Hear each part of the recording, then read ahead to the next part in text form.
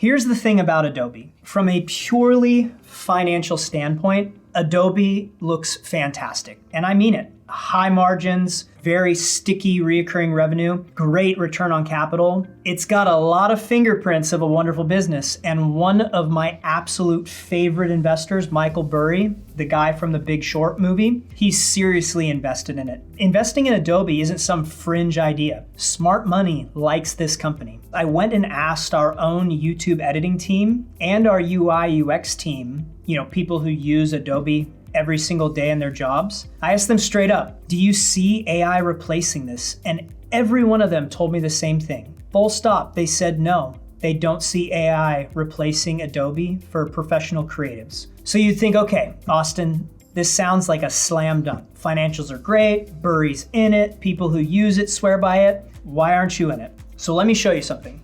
This is a drawing that I made of my family. Why am I showing you this beautiful piece of art? I have no artistic talent, and anything that involves artistic talent falls outside my circle of competence. And here's why that matters. Because Adobe's business is built entirely around creative professionals, designers, video editors, photographers, artists, people whose world I don't live in, and I do not understand it. I can look at the numbers all day long, but I can't sit here and tell you with any conviction how the creative industry is going to evolve over the next 10 years, or what those users are going to need next, or how they'll react to the next Claude design tool that comes along. It's just not my world. So even though Adobe looks great, and it probably is a wonderful investment, it's not one that I can personally speak on. This isn't saying it's a bad company. I'm quite certain it's a great company. It's just outside my circle of competence. Now, a bunch of other folks said, look at ServiceNow. Service what? I didn't even know what this company did. So I went and read their description of themselves. I've got it right here. Let me read it to you. ServiceNow provides software solutions to structure and automate various business processes via a SaaS delivery model. The company primarily focuses on the IT function for enterprise customers. ServiceNow began with IT service management, expanded within the IT function, and more recently directs its workflow automation logic to functional areas beyond IT. They also offer application development platform as a service. The application development platform as a service. I'm going to be completely honest with you. I don't understand what ServiceNow does still. I read their own explanation and I came out the other side more confused than I went in. I'm sure that there's somebody out there where this description means a lot. And I'm not saying it's a bad company. It is probably an incredible company. There are people out there, IT professionals, enterprise folks who read that description and they just light up. They get it. They understand the pain point it solves. They understand the competition. They understand where it's going. Happy for you. Genuinely. It's inside their circle. It's not inside mine. And that is the lesson of this video. The single most important rule of investing, the thing Warren Buffett has said over and over again, the thing we teach constantly is to stick within your circle of competence. You have to buy businesses you actually understand, not businesses that sound smart, that CNBC's talking about constantly, not businesses that everybody else is excited about, businesses that you understand. You need to understand them so well that you can explain them to a 10-year-old and also with a lot of confidence know where they're going to be in a decade. Adobe, ServiceNow, outside my circle. I mean, ServiceNow is so far outside my circle that it's in a different area code. And I'm totally fine with that. I'm not trying to be an expert on everything out there. The beautiful thing about the game of investing is you don't have to swing at every pitch. You just have to swing at the ones you understand. So let's talk about one that is in my circle. Sprouts Farmers Market. Love the company.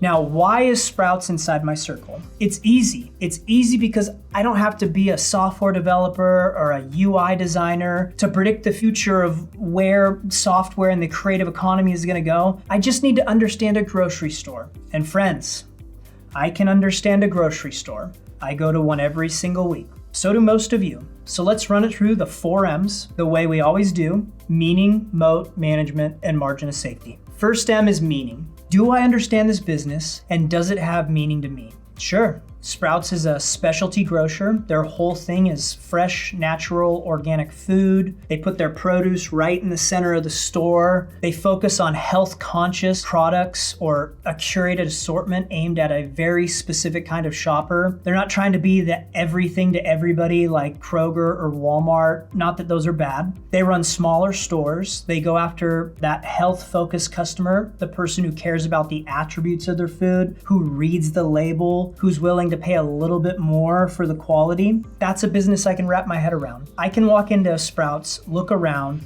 talk to a couple customers, and understand exactly how they make money, who they make it from. No fancy jargon needed, just fresh food and a specific customer. That's the meaning. Second M is the moat. I want to be honest with you because I never want to oversell a business. Groceries are a tough industry. The margins are super thin, competition is brutal. Let's be honest, nobody's got a monopoly on selling an apple.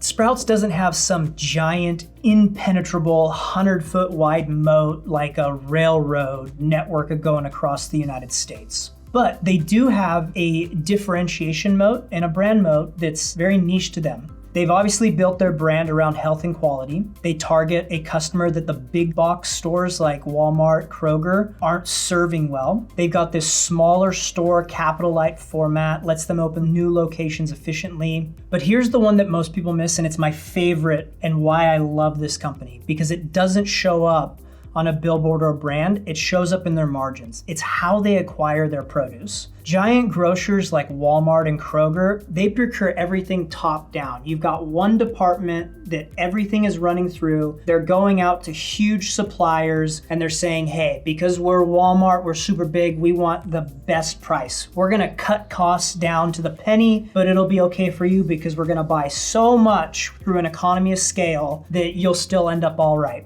And suppliers love that. It works. Sprouts flipped that on its head. They pushed the buying power down to the individual distribution centers and let those local buyers move fast. So when you've got some organic farm with a truckload of excess produce that would go bad and become a total loss for the farmer, a Sprouts distribution center can pick up the phone, snap it up on the spot at a big discount to the normal rate. Nobody else is fast enough to try and catch all this excess produce that would go bad. Walmart and Kroger, they're not even trying. It's not their game. They win a different way. I call it buying at the speed of the harvest. While the big guys are running it up the chain, Sprouts is backing up the truck. And here's the kicker. That means on a lot of their organic produce, Sprouts is actually buying cheaper than Walmart. Let that sink in. The little specialty grocer is beating the biggest grocery retailer on earth on cost. And you can see it show up right where it counts. They have industry-leading margins. This is the moat of Sprouts. It isn't a wide moat like a railroad, but it does give them an advantage that's hard for competitors to copy. The third M is management. You want to see a leadership that acts like an owner, and with Sprouts, I gotta tell you, I love the man that's in the hot seat. The CEO, Jack Sinclair, he's not some outsider who wandered into the grocery business. This is the guy who ran Walmart's grocery operation for years. He has ran and been inside the biggest, most ruthless grocery machine on the planet. He knows exactly what the giant can and can't do, and here's why that matters so much. When Sinclair took over at Sprouts, the message he brought was essentially this. He laid out all the ways that Sprouts was never gonna beat Walmart or a Kroger or an H-E-B or a Publix. They don't even try. Don't fight the war you're going to lose. Instead, he goes, let's compete only in the places where we can actually build an edge. Fresh and organic, specialty, health-focused customer, a fast decentralized buying network that we just talked about. This is super rare for a CEO to come in with that discipline. Most CEOs come in and they promise they'll take on everything and they just do what every other grocer does. Sinclair did the opposite. He came in and he said, here's where we can't win, so I'm not gonna waste a dollar trying. That's a management team that understands their own moat right there. Honestly, the numbers back him up. They are the best in the industry. Sprouts puts up industry-leading return on equity, return on invested capital. Sprouts also has the highest net income and free cash flow margins in the grocery industry. We're talking about margins that are almost double what Walmart and Costco put up. Read that back. This little specialty grocer is roughly twice as profitable on a margin basis as the two biggest, most efficient retailers in the world. That's that decentralized buying discipline strategy showing up right to the bottom line. Sprouts isn't a story that's out of runway either. Sprouts has about 500 stores today, and Sinclair has a clear plan to double that over the next decade, almost 1,000 stores. So you've got a business with the best margins in the industry, best-in-class industry returns on capital, no debt, a long, visible plan of growth in front of it. It's exactly the combination we're hunting for. So the fourth is margin of safety. Listen, buying a wonderful business at a terrible price can still be a terrible investment. So here's what I want you to do, and I mean actually go do it. Don't just watch me do it.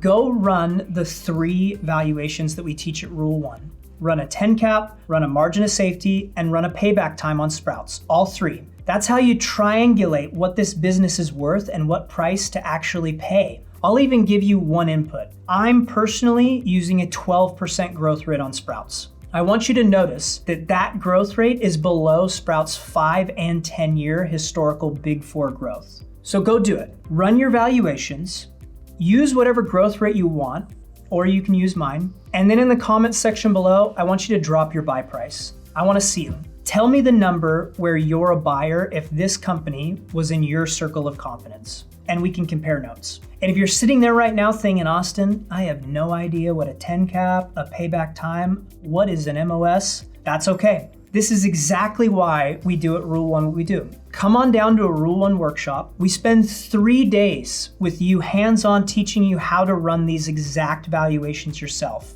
And the positive coming is you can run them on any company you want. By the end of this, you won't need me to tell you the buy price on Sprouts. You'll be able to calculate it yourself and on any business for the rest of your life. What's that saying? Give a man a fish, he's fed. Teach a man to fish, he never goes hungry, whatever it is, I can't remember. Anyway, I'll put a link down in the description for a workshop. So let me bring all this back around because I don't want you to walk away from this video just thinking about grocery stores. The lesson isn't buy Sprouts. The lesson is stick to your circle of competence. Start with businesses that you understand. Rule number 1 is don't lose money, and the fastest way to lose money is to buy something that you never understood in the first place. Full disclosure, I'm an investor in Sprouts, and Phil and I have both owned Sprouts since we originally purchased it in 2020 at about $25 a share.